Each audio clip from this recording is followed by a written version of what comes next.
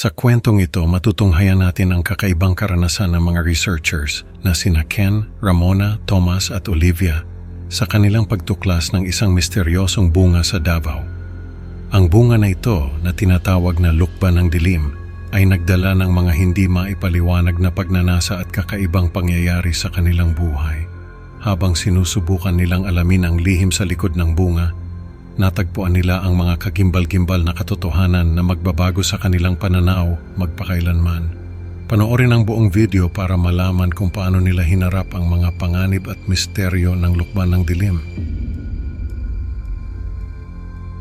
Magandang araw po sa inyo mga tagapakinig. Salamat po sa inyong oras at sana ay magustuhan ninyo ang aking kwento. Ako nga pala si Ken. Nakatira kami ngayon sa Davao kung saan nagsimula ang lahat ng ito. Kasama ko ang mga kaibigan kong sina Ramona, Thomas at Olivia. Kami ay mga researchers na nag-aaral tungkol sa kalidad ng tubig sa iba't ibang lugar. Sa aming paglalakbay marami kaming natutuklasan, ngunit ang karanasang ito ay kakaiba at hindi ko makakalimutan. Nagsimula ang lahat sa isang mainit na hapon sa Davao. Habang naglalakad kami sa gilid ng ilog, napansin namin ang isang kakaibang gubat na puno ng mga puno na may natatanging dahon at bunga. Ano kaya ito? Tanong ni Ramona habang tinitingnan ang isang bunga na kumikislap sa ilalim ng araw. Napansin ko na ang mga bunga ay may kakaibang anyo at kulay, parang may sariling liwanag. Sabi ng mga bagobo, ito daw ang lukban ng dilim, paliwanag ni Olivia habang sinusuri ang mga dahon. Natatangi ito at bihira lang makita. Nagdesisyon kaming tikman ang bunga at sa aming pagkagulat napakasarap nito. Habang tinitikman namin ang bunga, napansin ko ang kakaibang pakiramdam na may sumisiksik na lamig sa aking dibdib. Nararamdaman niyo rin ba ito? Tanong ko sa kanila. Tumango si Ramona at Thomas, nagtataka rin. Pwede natin itong gawing produkto, sabi ni Thomas habang nag-uusap kami sa ilalim ng lilim ng mga puno. Malaki ang maitutulong nito sa mga bagobo at sa ekonomiya. Sa kabila ng posibleng panganib, napagdesisyonan naming pag-aralan pa ito at dalhin ang ilang bunga pabalik sa Maynila. Pagbalik namin sa Maynila, agad naming itinanim ang mga buto ng lukban ng dilim sa isang controlled environment. Mabilis itong lumago at namunga.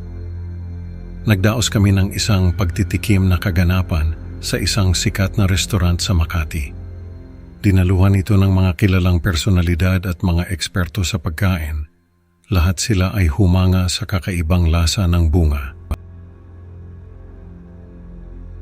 Habang nagaganap ang pagtitikim, napansin ko ang isang matandang babae na nagmamasid mula sa labas ng restaurant.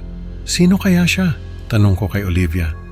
Baka isa sa mga curious lang, sagot niya, ngunit hindi ko maiwasang magduda. Ang sarap nito, siguradong magiging hit ito sa market, sabi ng isang food critic habang kumakain ng bunga. Naging usap-usapan ang aming proyekto at isang malaking tagumpay ang aming natuklasan. Kailangan lang nating makuha ang sertipikasyon para maibenta ito, sabi ni Olivia habang nagpaplano kami para sa susunod na hakbang. Ang lahat ay umaayon sa aming plano. Isang gabi, napansin ko si Ramona na kumakain ng lupa sa aming bakuran. Ramona, anong ginagawa mo? Tanong ko habang lumalapit sa kanya. Halatang nahihiya siya at agad na tumigil. Pasensya na, Ken. Hindi ko alam kung bakit pero minsan talaga gusto kong kumain ng lupa, sagot niya. Napansin ko rin na may kakaibang kinikilos si Thomas at Olivia.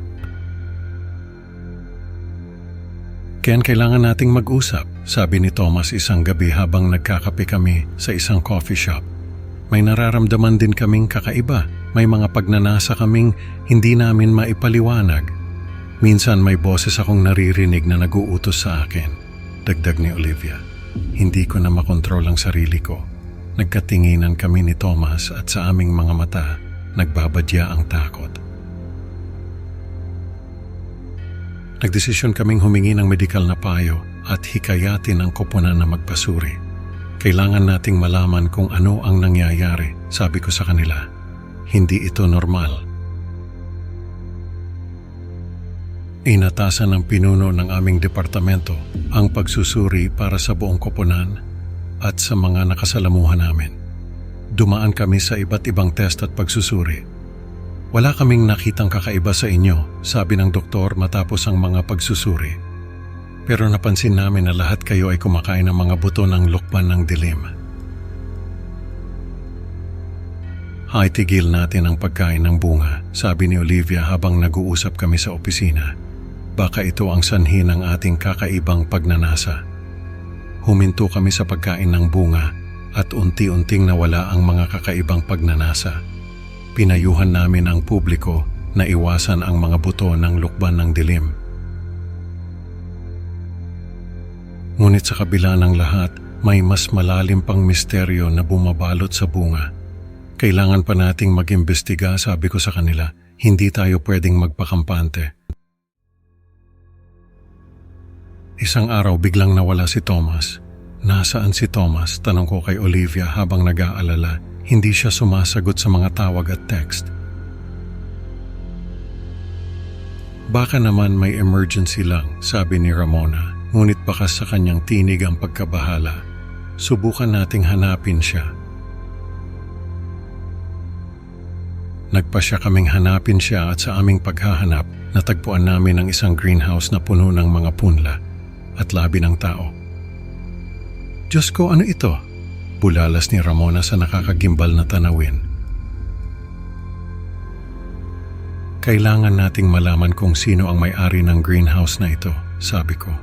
May mga dokumento at records dito, baka makatulong.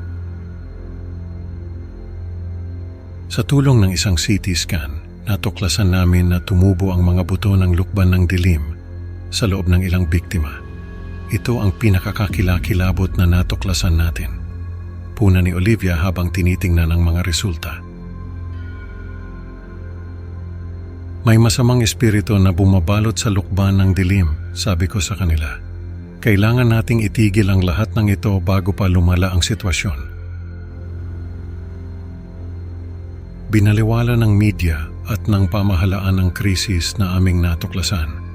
Hindi sila naniniwala sa atin, sabi ni Ramona habang binabasa ang mga balita. Kailangan nating gumawa ng paraan. Baka kailangan nating maghanap ng ibang paraan para ipaalam sa publiko, suhestyon ni Tomas. Social media, blogs, kahit ano, kailangan nating kumilos. Natuklasan namin na ang pag-inom ng alak ay nakakatulong upang maiwasan ang epekto ng lukban ng dilim. Hindi tayo naapektuhan dahil sa pag-inom natin ng alak, pagbabahagi ni Tomas. Kailangan nating ipaalam ito sa lahat. Naging iligal ang bunga ng lukban ng dilim at nagdesisyon akong umalis sa universidad. Hindi ko na kaya ang mga nangyayari. Paalam ko sa kanila, kailangan kong lumayo. Sinira namin ang lahat ng natagpuang punla ng lukban ng dilim upang maiwasan ang pagkalat nito. Hindi na dapat ito mangyari muli, sambit ni Olivia habang sinusunog ang mga halaman. Sa huli, nalaman namin na si Efren, ang pinuno ng tribong Bagobo, ay nagtago ng tunay na katangian ng lukban ng dilim. Ginamit nila tayo upang magdulot ng sumpa pagtatapos ko. Kailangan nating mag-ingat sa mga susunod na hakbang. Nakakatakot ang naging kapalaran ng ating mga bida, di ba? Ang moral ng kwento, hindi lahat ng natutuklasan ay dapat pakialaman. Salamat sa pakikinig mga kaibigan. Huwag kalimutang mag-like at subscribe para sa mas marami pang nakakatindig balahibong kwento. Kita-kits sa susunod na upload at tandaan minsan ang pinakamasarap na bunga ay may itinatagong dilim. Paalam.